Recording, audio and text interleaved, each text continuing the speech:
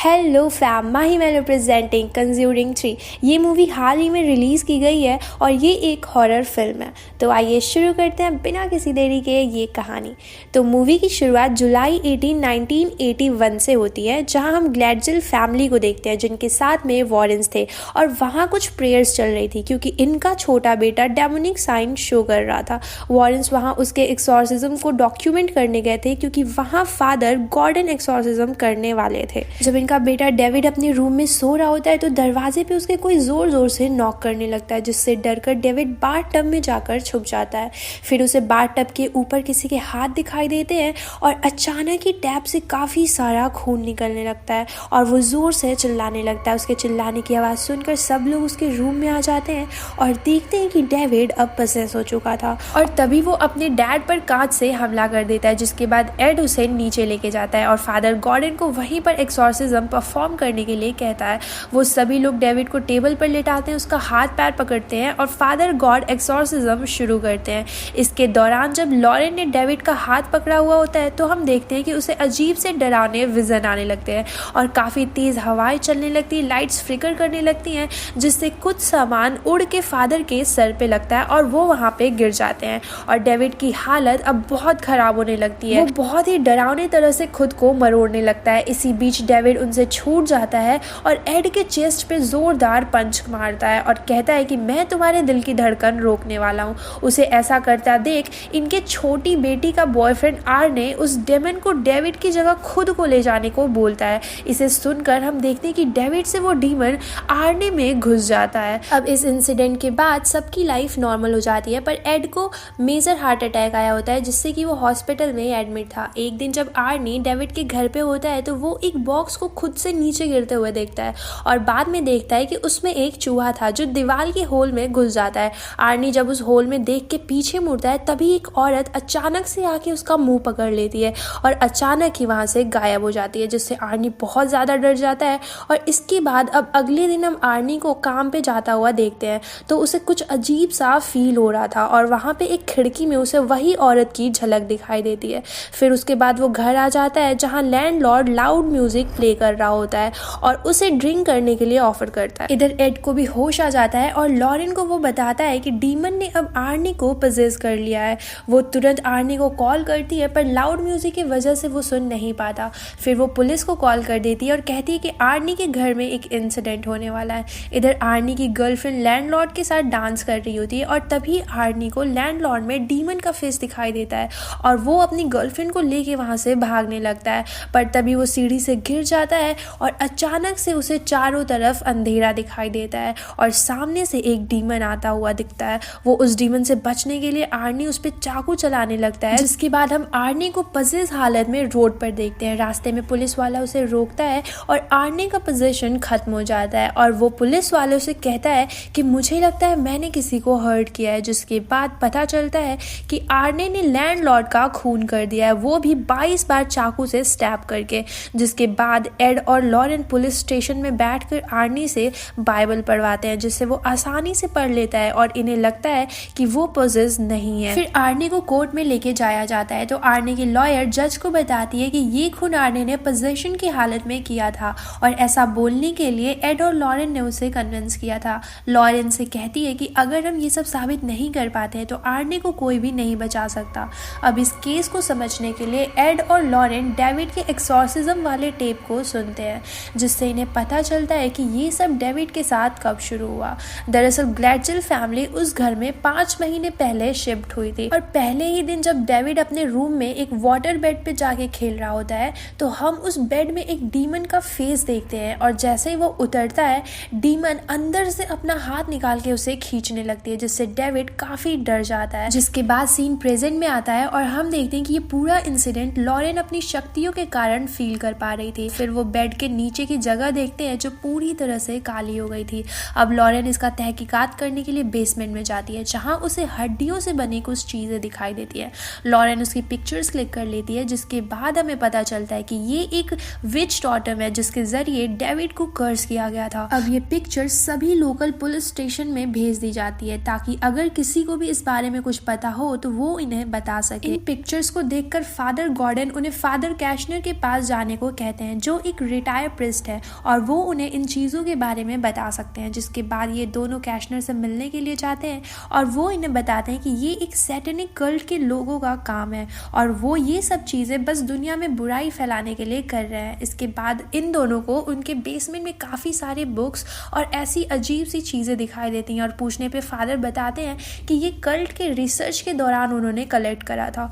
अब रात में हम आर्नी को देखते हैं जो जेल में सफाई कर रहा होता है और तभी एक आदमी उठ के गाना गाने लगता है और वो कहता है कि वो सब कुछ जानता है कि वो कौन है और कहाँ से आया है। फिर अचानक ही वहाँ अंधेरा हो जाता है और एक डीमन आर्नी के ऊपर हमला कर देता है जिससे वो बहुत ज़्यादा डर जाता है। असल में ये उस रिचुअल का असर था जो उस पर दोबारा से किया जा रहा था।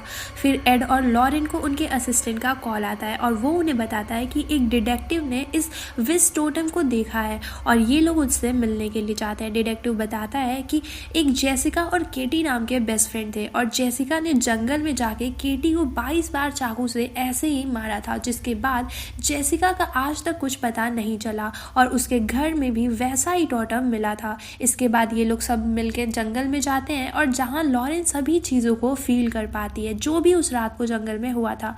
लॉरेन खुद को एज अ जेसिका फील करती है और केटी को मार के भागने लगती है जैसा कि जेसिका भागी थी। लॉरेन भागते भागते एक क्लिफ के एंड पर पहुंच जाती है और वो पानी में गिरने ही वाली होती है कि एड उसे रोक लेता है, लेकिन तभी एक डीमन लॉरेन का पैर खींचने लगता है और वो पानी में जाने लगती है, पर किसी तरह से एड उसे बचा लेता है जिससे उन्हें पता चल जाता है कि जेसिका की डेथ हो गई है और उसकी बॉडी इसी पानी में है। अब जैसे ही एड और लॉरेन घर पहुंचते हैं तो उन्हें डेबी का कॉल आता है जो बहुत ही ज़्यादा घबराई हुई होती है। वो उन्हें बताती है कि ये जो भी चीज़ है वो आर्नी को खुद से मारने के लिए कह रही है, जिस पर एड उसे फादर न्यूमन से तुरंत हेल्प मांगने को कहता है और कहता है कि आर्नी को 24 आवर्स के लिए सुसाइड वॉच पर रखा जाए। फिर फादर न्यूमन आर्नी को होली वाटर का बॉटल देते हैं और कहते हैं कि गॉड हर किसी को खुद को बचाने का मौका ज़रूर देता है। इसके बाद लॉरेन को अचानक से याद आता है और वो एड को बताती है कि जब मैंने डेविड का हाथ पकड़ा था तो मुझे कुछ विजन्स आए थे और शायद मैं उस पर्सन से कनेक्ट कर सकती हूँ। जिसके बाद ये लोग फ्यूनरल होम में जाते हैं जहाँ पर जेसिका की बॉडी रखी हुई थी। लॉरेन इसके बॉडी के जरिए सब कुछ फिर से फील करना चाहती थी ताकि ये पता लगा सके कि इसके पीछे आखिर है कौन। जब लॉरेन जेसिका का हाथ पकड़ती है तो उसे ऐसा लगता है कि वो खुद उस इंसान के जगह है जो उससे ये सब करवा रहा है। वो देखती है कि वो एक रिचुअल फिर से वहाँ पे करवाया जा रहा है और उसके वजह से आर्नी जो होली वाटर के अंदर बैठा हुआ था वो उस बॉटल को तोड़कर उसी कांच से अपना हाथ काट लेता है और ये सब उससे वही लेडी करवा रही थी जो इन सब के पीछे थी। वक्त रहते ही लॉरेन उसे रोक लेती है जिससे कि वो बच जाता है। लॉरेन को रियलाइज़ होता है कि ये कनेक्शन दोनों तरफ से काम कर रहा है जिससे वो औरत भी लॉरेन को देख सकती थी। इसके बाद फ्यूनरल होम की लाइट अचानक से बंद हो जाती है और जैसे ही एड उस लाइट को ऑन करता है वहाँ पर रखी एक डेड बॉडी जिंदा हो जाती है जो लॉरेन पर हमला करने के लिए बढ़ती है। पर सही समय पर एड लॉरेन का हाथ पकड़ लेता है और बॉडी से हटा देता है जिससे कि इनके बीच का कनेक्शन टूट जाता है और डेड बॉडी नीचे गिर जाती है। अब जब वो लोग घर पे पहुंचते हैं तो उनका असिस्टेंट एक बुक दिखाता है उन्हें जिसमें उस कर्स के बारे में लिखा था, जिससे उन्हें पता चलता है कि अगर उस ऑल्टर को डिस्ट्रॉय कर दिया जाए जहाँ से ये रिचुअल किया जा रहा है तो ये कर्स खत्म हो जाएगा। फिर एड लॉरेन को कहता है कि वो अपने विजन से उस जगह को याद करके बताए कि वो कैसी दिखती है। जब लॉरेन उस जगह के बारे में डिस्क्राइब कर रही होती है तभी अचानक से एड बेहोश हो जाता है और जब होश में आता है तो देखता है कि उसके घर में अब कोई है ही। लॉरेन को खोजते हुए एड को उसी के घर में वो औरत दिखाई देती है जो ये सब करवा रही थी। वो उससे कहती है कि वो लोग बहुत करीब आ चुके हैं और अब तुम लोग कुछ नहीं कर सकते और ऐसा बोलते ही वो गायब हो जाती है। उसके बाद जो फ्यूनरल होम में डीमन था वो भी यहाँ पे आ जाता है और हमला कर देता है, जिसके बाद एड उस पे बाइबल के वर्ड्स बोलने लगता है और चाकू निकाल के उसे मारने जाता है। पर तभी उसका असिस्टेंट उसका हाथ पकड़ लेता है और वो देखता है कि वो डीमन नहीं बल्कि उसकी वाइफ लॉरेन थी। फिर एड बताता है कि वो उनके घर में ही थी। इसके बाद उसकी नज़र वास पे पड़ती है जिसके सारे फूल काले हो गए थे। वो उसे उठा के फेंकता है और उसमें से वही विच टोटम निकलता है। इसका मतलब कि अगला विक्टिम अब एड है। अब अगली सुबह लॉरेन फादर कैशनर के घर मिलने जाती है क्योंकि उसे उस बुक का एक पार्ट ट्रांसलेट करवाना था। इस दौरान एड और असिस्टेंट घर में ही रह के उस कनेक्शन को सॉल्व करने की कोशिश कर रहे होते होते हैं। और वहीं दूसरी तरफ डेबी फादर न्यूमन के साथ आर्नी के पास होती है और इधर एड कनेक्शन सॉल्व भी कर लेता है। अब रात तक लॉरेन भी कैशनर के घर पहुंच जाती है और वो ट्रांसलेट करके बताते हैं कि इस कर्ज को पूरा करने के लिए 3 लोगों की हमें बलि चढ़ाने की ज़रूरत होती है, जिसके बाद जो भी ये कर रहा है उसको शैतानी शक्तियाँ मिल जाएंगी। तीनों विक्टिम में से एक बच्चा, एक लवर और एक भगवान में विश्वास रखने वाला होना चाहिए। इसके बाद फादर लॉरेन को बेसमेंट में लेके जाते हैं और कुछ दिखाते हैं। अब हमें यहाँ पे पता चलता है कि इनकी एक बेटी थी जिसका नाम आइला है। उनकी वाइफ आइला को जन्म देते ही मर गई थी और चर्च को इस बारे में पता ना चले, इसलिए उन्होंने अपनी बेटी को घर में ही बड़ा किया था। कैशनर को देखकर आइला कल्ट से ऑब्सेस्ड हो गई और खुद ही कल्ट का एक पार्ट बन गई। उसके बाद फादर लॉरेन को बेसमेंट के अंदर जो टनल होता है उसमें भेज देते हैं, जहाँ पर वो ऑल्टर था जिस पे ये कर्स किया जा रहा था और उसे डिस्ट्रॉय करके कर्स को ख़त्म किया जा सकता था। अब अचानक कैशनर के घर पे आइला आ जाती है और उसे देखकर फादर प्रे करने लग जाते हैं, पर आइला उनका गला काट के उन्हें मार डालती है और फिर लॉरेन के पीछे टनल में चली जाती है।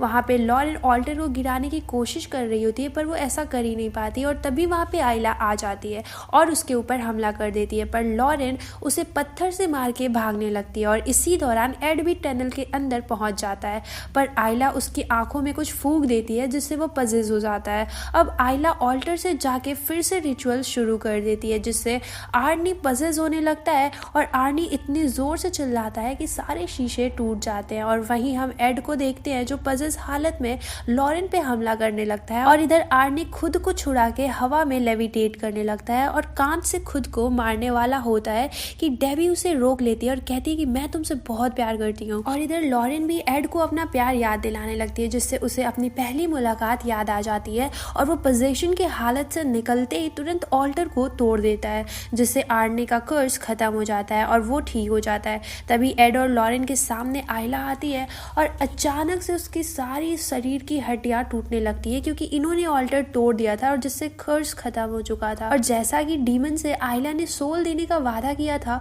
पर वो पूरा नहीं कर पाई, इसलिए डीमन इसका ही सोल लेके चला जाता है और इसके बाद एड और लॉरेन बाहर आ जाते हैं और यहीं पे ये मूवी खत्म हो जाती है। आई होप आपको ये मूवी एक्सप्लेनेशन पसंद आई होगी। अगर हाँ तो चैनल को सब्सक्राइब और वीडियो को लाइक करना बिल्कुल ना भूलें। Thank you.